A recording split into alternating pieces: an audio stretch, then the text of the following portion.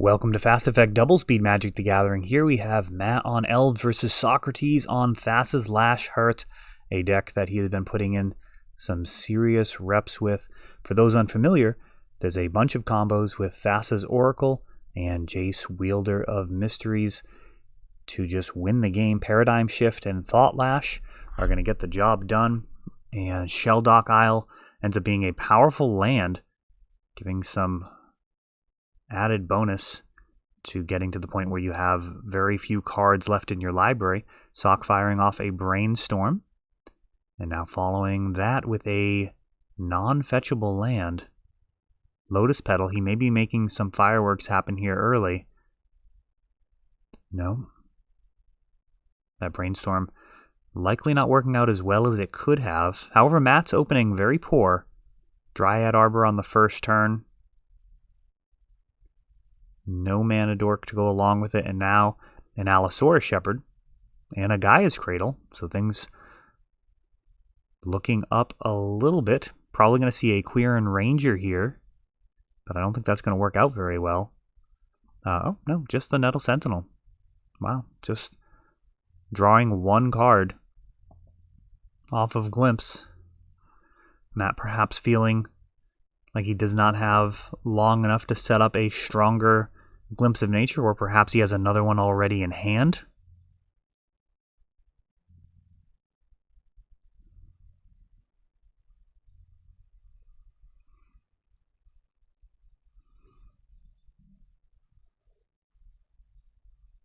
And Euro, I'm not sure if I've seen much Euro in this build yet. Any blue-green decks have been trying him out, and it does give some interesting additional lines. I've actually been considering him as a option in Cephalid Breakfast, giving you the ability to mill out a little bit and then get the value there in case that your opponent does have some type of graveyard hate. You can potentially force the issue.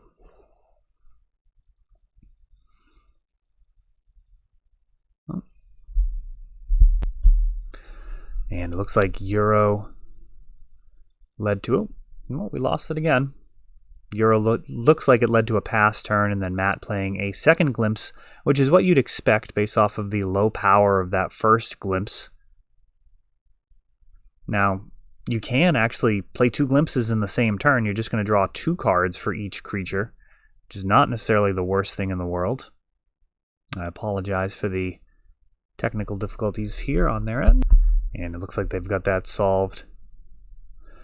So we've got a Glimpse, which is going to be uncounterable. And now Heritage Druid. And this could be very spicy.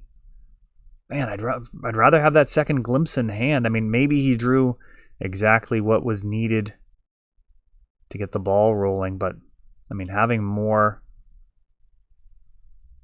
triggers would probably let Matt play out literally his entire deck, especially if he finds multiple Nettle Sentinels, which he does. So now every green spell is going to untap two Nettle Sentinels. So you're going to pay 1 mana for an elf, but that elf is going to be able to tap along with those Nettle Sentinels to generate 3 mana. And at this point, the fumble rate for this deck is going to be unbelievably low.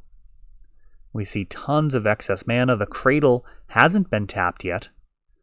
And these Wirewood Symbiotes just provide so much extra value.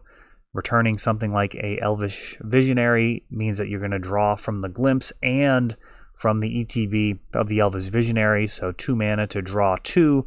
But that's actually netting mana thanks to the Nettle Sentinels. So this is very, very bad for Socrates. He is really just letting Matt play out everything. Even if he kind of fumbles and draws the Craterhoof Behemoth, it's just castable off of the Gaia's Cradle. And I do actually like running 2 copies of Craterhoof. There are some builds right now Oh, interesting. Not totally maximizing things here, but it's fine. He's just going to resolve a natural order for Craterhoof Behemoth. Yeah, those Wirewood Symbiotes returning Elvish Visionary, typically stronger. But you can also return your Quirion Ranger to get the extra untap of your land. If you have enough forests to utilize that. It's not quite an ETB, but it's in the same ballpark of getting extra uses out of the creature. And Elves is one of those decks that's very complicated, but doesn't have to be played flawlessly. I actually used to loan it out to beginner players quite frequently when we were running events in store, which I look forward to getting back to hopefully this year. And the ability to just natural order, even if you didn't sequence everything flawlessly or necessarily make the absolute best lines, was still good enough for people to get a real taste of Legacy and have some real fun with it. I even let my nephew James borrow the deck, and he actually placed in his only Legacy tournament that he's played so far. He did go X1. I was the only one that actually beat him. It was brutal. What an entry into Legacy. Sat down across from me, and I just smoked him, like, I think 5 total turns playing Cephalid Breakfast. And yeah, the first one was tough. I won on turn 2, and he had like a turn 3 win in his hand. He was so excited, and then just took those hopes and just dashed them on the rocks. But that is the format. Elves does have a very, very high power level, but doesn't have much in the way of the ability to say no thank you. Post board, you can get Thoughtseize, sometimes even Cabal Therapy to supplement that. So discard typically going to be Elves' most realistic way of going after your opponent's win. Most of the time, you're just going to try and win faster. And it's quite capable of that. It really is quite a deck. But I also really enjoy this Thassa's Oracle deck that Socrates is on.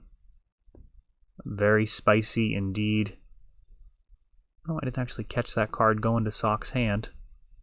Green Sun Zenith on the first turn for Dryad Arbor, and now we are talking. That is more along the lines of where you want to be. When Elves untaps with 3 mana, it is much, much more dangerous. Socrates also, now with Brainstorm plus Fetch, much stronger.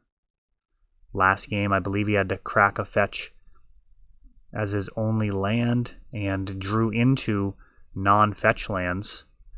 That is my guess of what happened. Either that or it was almost certainly an error to not play the non-fetchable lands first. Getting that shuffle effect is just so important to keep the top of the library live. Brainstorm really wasn't played prior to Onslaught very much. I was running it back with Land Grant, which is very similar. And I'll tell you, it was pretty ridiculous. It almost felt like cheating. Like you'd Brainstorm and then Land Grant, shuffle your library. It was just absolutely ridiculous. I would win, sometimes, 20, 30 matches in a row in Vintage, which is just impossible. Like, you can't actually be that much better than people to win that many matches in a row. But back then, that's how good Brainstorm was with shuffle effects. There were draws mixed in there. Intentional draws. Here we go, along with Nettle Sentinel and Heritage Druid. Oh, I'm sorry, no Nettle Sentinel. So no, we've just got Heritage Druid doing its job, generating a bunch of mana. Those Quirion Rangers happily untapping Dryad Arbor. And, oh, nice, Leovold, little mini Green Sun Zenith. This is a card that I had mentioned to Matt as a card of interest. I don't know how it's worked out for him. It just occurred to me at one point that might be a worthwhile inclusion, just to have something that you can Zenith for, which really matters when your opponent doesn't have a permanent on board. Now, obviously, you're going to be blowing up a lot of problem permanents with X equals 3 with the Elvish Reclaimer. Am I getting my cards mixed up? I think I might be with the 1-drop. Reclamation Sage, there we go. A little senior moment. Reclamation Sage, X equals 3, is often a game-breaking play. I mean, you tutor that up, you blow up this key permanent, and you're happy that you had some utility with your Green Sun Zenith, especially if there's multiples in your hand. But Leovold really puts a stop to things here.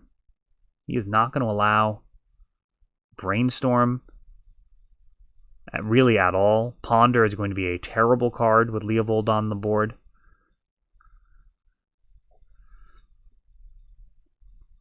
And he brings a little bit of violence to the table as well. If Matt's out of gas, just turning this sideways for 2 turns is pretty much enough. And if he does happen to draw a Gaia's Cradle, all of these becoming 5/5s thanks to Allosaurus Shepherd absolutely punches this game out. Matt has picked up game number 1.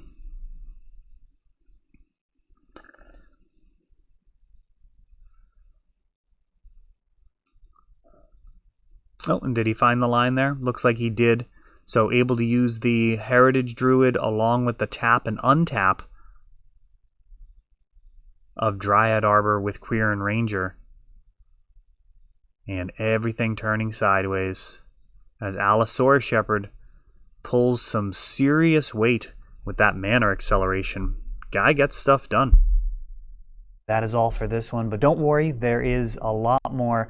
You can check out our older videos, and we're always putting out new videos from ELD's Time Vault Games in Bellingham, Massachusetts. If you want to help the channel, of course, you can like, subscribe, share, tap that notification bell so you can know the next time our new videos come out. Thanks for watching.